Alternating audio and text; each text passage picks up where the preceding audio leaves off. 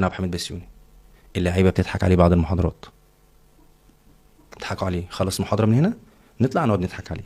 راجل هو خد بالك هو في التعامل راجل كويس محترم، بس بعد المحاضرات اللعيبه بتروح قايمه مديه محاضره بعده، سيبكم الكلام اللي اتقال، احنا هنعمل كذا كذا كذا كذا كذا كذا.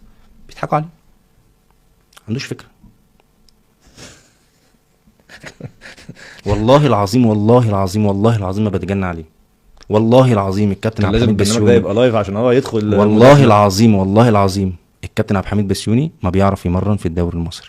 كابتن عبد الحميد بسيوني ما بيعرف واخد بطولات. يا ابني بطولات ايه يا ابني؟ راح لسموحه فشل، راح أيوة، المحله مش فشل. مش واخد. هتقول لي الجيش، اي حد بيلعب، اي مدير فني هيلعب في مؤسسه طلائع الجيش هينجح، عشان دي مؤسسه ناجحه، دي مؤسسه ناجحه.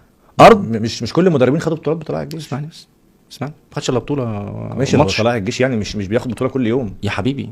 لعيبه، شوف لعيبه واخد بطولة من شوف مين؟ واخد لعيبه، بطولة من شوف مين؟ اللعيبه بتاع طلائع الجيش كلهم معديين ال 30 سنه. بعض اللعيبه الصغيره في الفرق. ليه؟ عشان هو ما كلمه الشهيره عنده، الماتش ده مش بتاعي، انزلوا بقى ورينا انتوا هتعملوا ايه.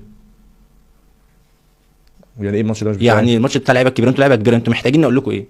يعني ايه محتاجين اقول لكم ايه؟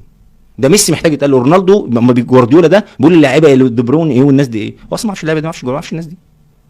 والله العظيم انا ما بتجنن عليه يا جماعه، والله العظيم والله. لا هو طبعا اكيد الكابتن عبد الحميد يعرف اللعيبه دي، والله والله والله والله انا والله وحياه اولادي انا ما بتجنن عليه. خد بالك هو الوسط الرياضي كله عارف كده.